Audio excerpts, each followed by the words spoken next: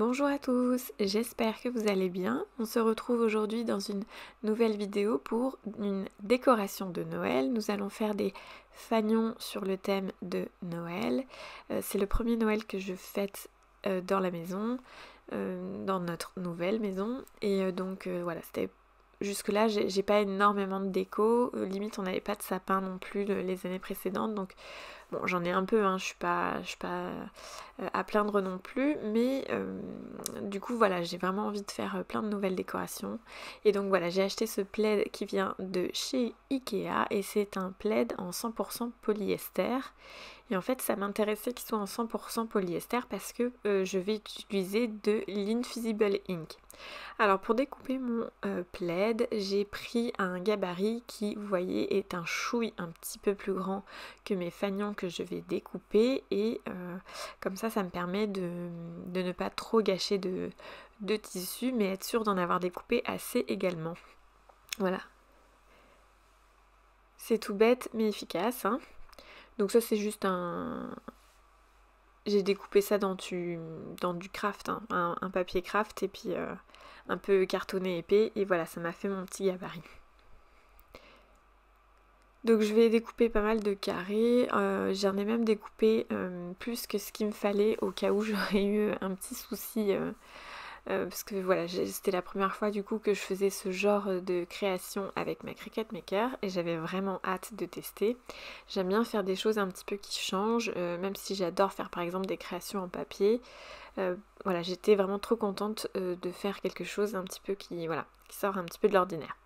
Donc du coup voilà, j'ai découpé tous mes petits carrés. Vous pouvez faire bien sûr le nombre de fanions que vous désirez en fonction de la décoration que vous souhaitez faire, de la longueur que vous avez besoin, etc., de la distance que vous mettez. Enfin voilà, ce projet est 100% personnalisable et c'est ça qui est top avec la Cricut Maker. Ma petite astuce pour poser mon morceau de tissu sur le tapis, c'est de le rouler en fait. Voilà, je le roule pour pouvoir le prendre plus facilement en main. Et en fait, je vais venir tout simplement le caser en haut. Puis après le dérouler tout doucement en faisant attention bien sûr à ce qu'il n'y ait pas de plis ou de bulles. Voilà.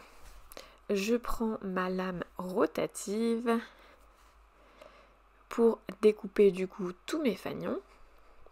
Donc ça se coupe nickel. J'ai utilisé la fonction flanelle pour découper du coup ce morceau de plaid qui est en 100% polyester. Alors je suis pas couturière donc je sais pas si c'est réellement de la flanelle.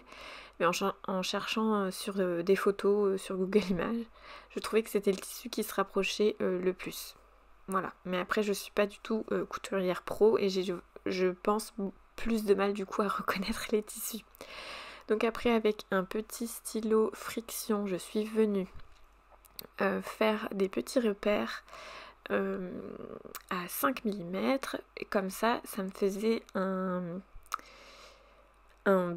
une bordure, un ourlet de 2,5 mm à peu près. Ce qui allait me laisser assez d'espace pour passer une ficelle. Donc ma ficelle est très fine. Pareil, vous faites en fonction du support. Si vous faites un ruban, peut-être que le ruban il sera plus épais, il faudra laisser plus. Voilà. Et donc après, je suis venue juste coudre mon petit rebord.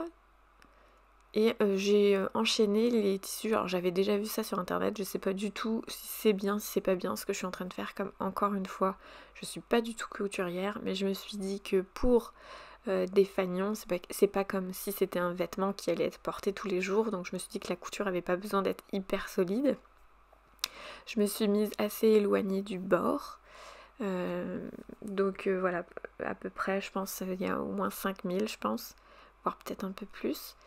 Donc voilà, donc une fois que j'ai tout découpé, je repasse avec ma lame à pointe fine. Et là, je vais découper mes autres supports. Donc ici, du thermocollant paillettes de chez Cricut, couleur argentée et couleur rouge. Moi, les thermocollants paillettes, je les trouve toujours très canons chez Cricut. La qualité est vraiment top. Ils se découpent super bien, ça s'échenille aussi super bien. Et puis après j'ai utilisé donc l'Invisible Ink de chez Cricut, le motif Buffalo. Donc c'est un motif carotté et qui est genre trop canon. Voilà. Et donc je passe d'abord au découpage des thermocollants à paillettes.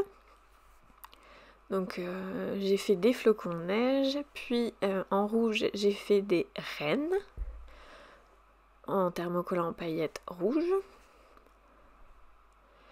Puis après pour finir j'ai découpé avec l'Invisible Ink donc les mots, mes lettres, voilà, mes lettres que je vais mettre sur mes fanions.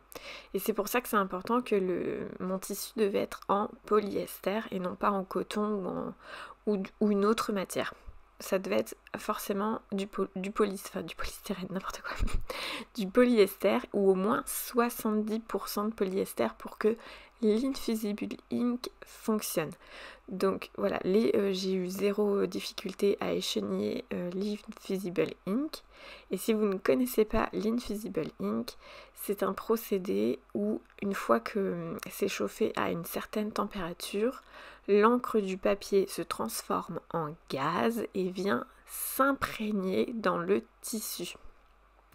Ce qui fait que une fois que c'est imprégné dans le tissu, c'est lavable autant de fois que vous voulez, ça ne partira pas, contrairement au thermocollant qui peut avoir une durée de vie un petit peu plus limite. Voilà. Donc après j'ai chenillé mes thermocollants. Comme je vous l'ai dit, j'ai eu zéro difficulté, voilà. Entre l'Invisible Ink et les thermocollants, j'ai eu zéro difficulté, ça s'est très bien échenillé.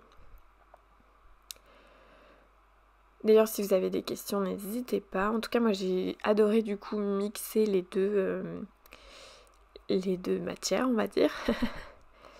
Parce que du coup, que ce soit le thermocollant ou l'Invisible Ink, ça s'est super bien passé au niveau du transfert. Vous allez voir ça un petit peu plus tard du coup en vidéo.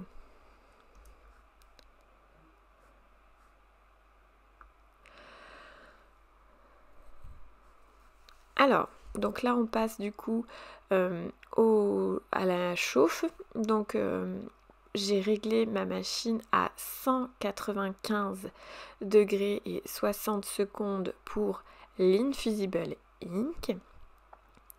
Normalement il faut chauffer un petit peu, j'ai passé cette étape parce que ma vidéo était déjà assez longue, mais on chauffe un tout petit peu, donc 5 secondes de mémoire, son support. On vient mettre, moi j'ai mis du scotch pour être sûre, mais en fait avec les formats tasses de chez, enfin pas tasses mais mugs de chez Invisible Ink, le papier est assez collant, donc limite j'avais pas besoin, mais par sécurité j'en ai mis. Donc voilà, moi je suis trop contente, ça fait un super beau rendu. Donc après j'ai baissé ma presse à 165 degrés et 30 secondes pour tout ce qui est thermocollant à paillettes. Je protège toujours mes thermocollants, même si au final il n'y a pas forcément besoin, puisque le plastique est assez épais chez Cricut, mais moi je préfère par sécurité protéger ma matière. Donc vous voyez là, le thermocollant il est vraiment trop beau. J'aime vraiment beaucoup les rendus. Donc voilà, effectivement c'est très épais, on le voit là sur la vidéo, mais voilà, par sécu, je préfère le faire. Donc là j'ai pris un petit plioir, un mini plioir que j'ai depuis très longtemps, et je suis venue enrouler du scotch et ma ficelle, tout simplement pour m'aider à passer dans mes petits, je sais pas comment ça s'appelle, dans mes passants de fanion, voilà, je sais pas si ça s'appelle comme ça. Mais voilà, j'avais pas d'autres outils qui auraient pu me permettre ça, donc j'ai fait avec ce que j'avais. J'ai pas trop de comment on appelle ça, d'épingle à nourrice. Donc j'ai fait comme ça et ça a fonctionné nickel chrome. Donc après il suffit d'enlever le scotch et puis on récupère son plioir. Hein.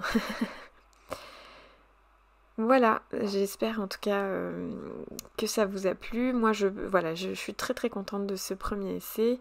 Je pense que je vais récidiver et agrandir du coup ma guirlande parce que je savais pas encore trop où la placer.